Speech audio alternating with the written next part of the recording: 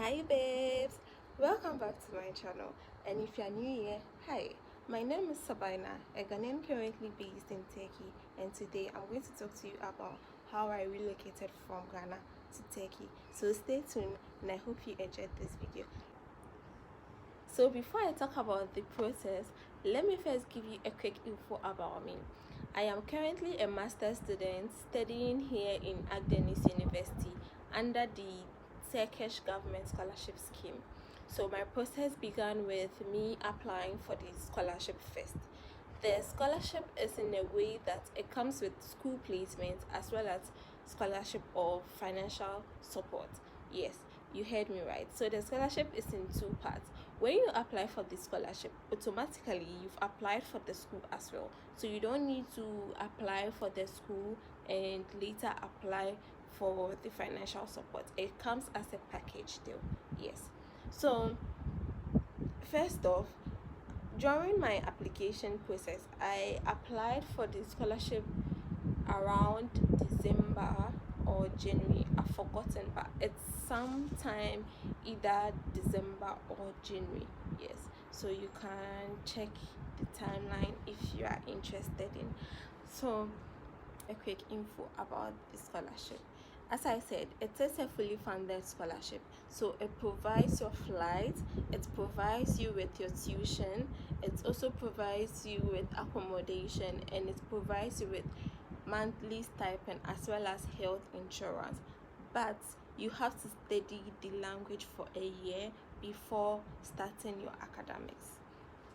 Okay, so during the application process, you have to apply with your document, and the only unique thing about it would be that you have to give a summary or a quick research info, like something you intend to study about when you get here.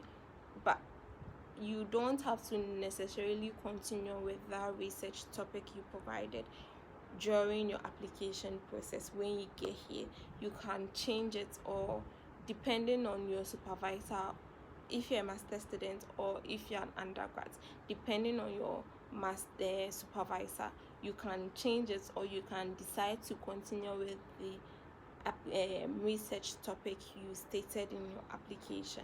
Yes, so after applying, sometime like 2 months after or 3 months after, you'll be called for an interview.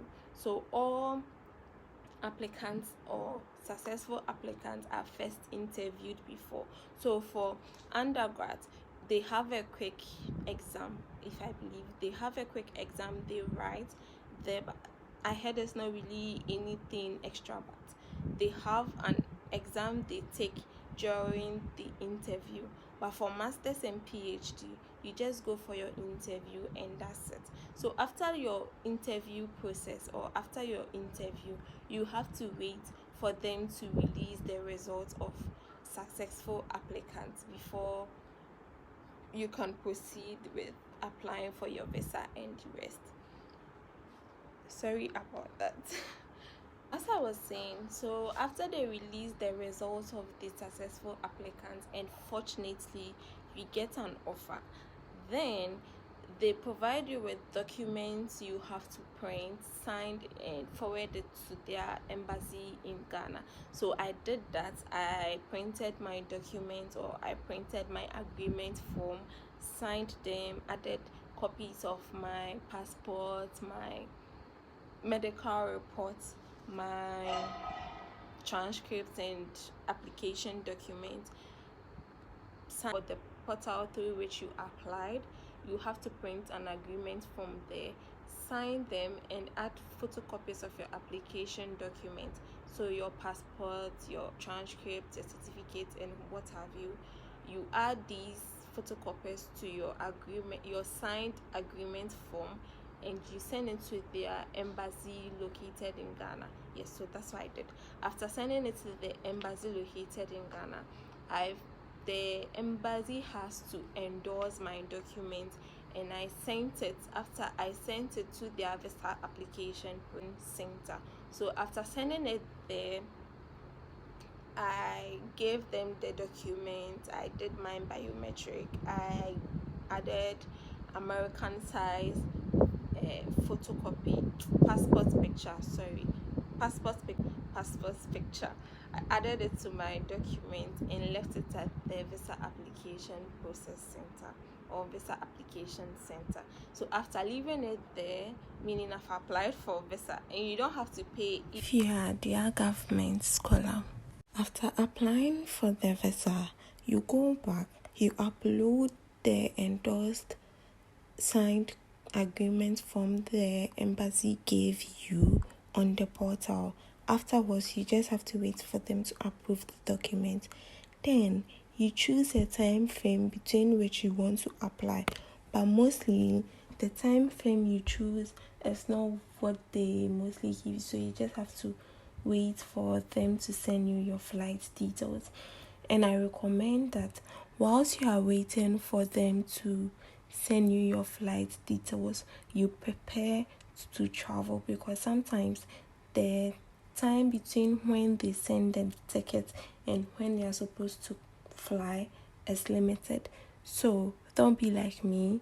I recommend you prepare before they send you your ticket.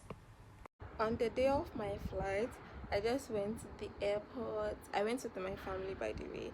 I said goodbyes to them and got on the flight. But our flight was late. Our first flight was delayed, which affected the second one. So I missed my second flight. I missed my second flight. And when I got to the airport, oh my goodness, I was just gallivanting in the airport, not even knowing where the gate was. I was just like, please, can you help me locate my flight? Can you help me locate my gate? I'm lost. I was just all over the place. Fortunately, I met someone who directed me to where the gate was. And before that, I had to go to the customer service of the Turkish Airlines because I missed my first flight, or the flight I was supposed to pick. I missed it.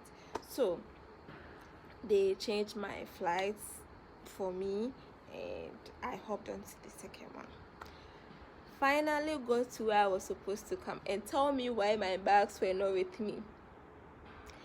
Tell me why my bags were still at Istanbul, or my bags, I don't know where they were, whether on the flight coming or on the airport. I don't even know. So I just had to wait. I was just so frustrated. I was patiently waiting. I didn't know what to do. I nearly cried at the airport, I nearly cried.